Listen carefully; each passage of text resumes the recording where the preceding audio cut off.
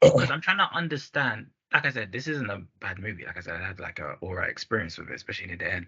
But what about like I'm trying to figure out like the demographic. Is there like a demographic that says that this is one of the best horror movies of all time? And if so, what about it makes it one of the best horror movies of all time? Because there's been a lot of horror movies out there Yeah. which, I would argue and say, nah, mate. And you know what I'm saying? Like, and yeah, so I'm just trying to understand and figure out what exactly about this movie is what appeals to people, besides the fact that it is good of its time. So of course it was one of the first, was it one of the first alien type of movies that came out during its time?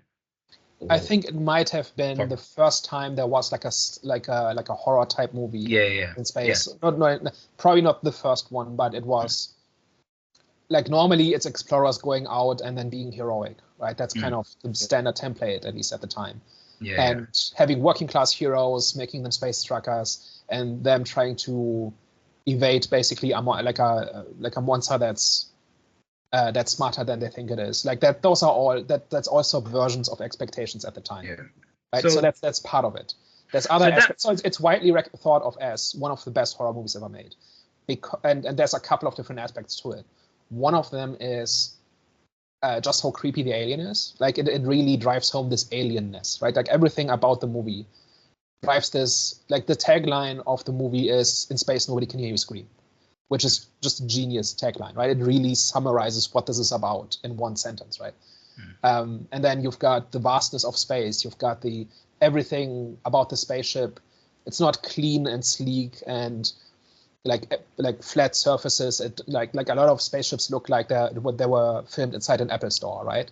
And this is a factory, and this is a truck, right? And this is like everything is dirty and grimy, and there's steam everywhere, and it just looks cold, right? And then you've got the alien, which is like the fact that it doesn't really have a name. Like it's also called the xenomorph, but just calling it the alien just really underlines this point that it is not like us. It doesn't think like us. It doesn't like its life cycle is completely different from ours. Its appearance, like it has like it's got a mouth in its mouth. What's that about, right? It's just alienness mm, personified. Obviously, after we've been watching it for 45 years in 27 different movies, and we've seen it fight the predator on a pyramid in Antarctica, it's maybe not quite as alien anymore.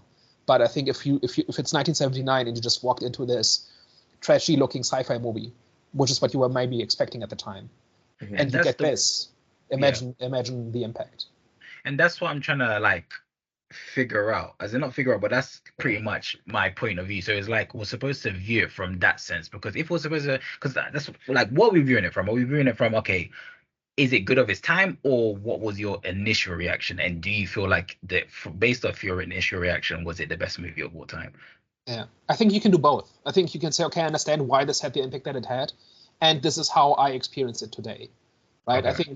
I actually think this is really interesting, where like an interesting aspect of it, where the whole story like hinges on it being alien and mysterious and unknown, but it's one of the most well developed aliens in science fiction, right? Because there have been so many movies and there have been dozens and dozens of tie-in novels and video games and comics. We pretty much know exactly what an alien is, right? At least in terms of how it operates and how it hunts and what its life cycle is. That kind of defeats its purpose. And Yeah. we've got an alien movie coming out in a month, Alien Romulus, and like you can't make Alien anymore, right? Like that movie has to be something different. Mhm.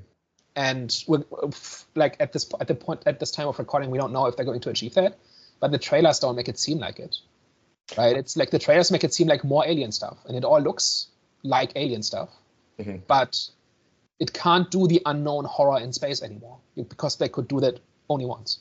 Yeah. Mm. Yeah, I did watch the trailer for Alien Romulus after this, and it did look very generic. It looked like just your kind of like typical horror movie where there's this like monster trying to get you, Yeah. basically. I think it looks really authentic to Alien, right? All the environments, all the ships, all the weapons, or the alien itself. It all looks like proper alien stuff. Mhm. But the trailer is not telling me that they had an idea for what else to do, right? And I think that's because the initial appeal of the alien is this, I don't know what this is, I can't even make sense of it. But now we can.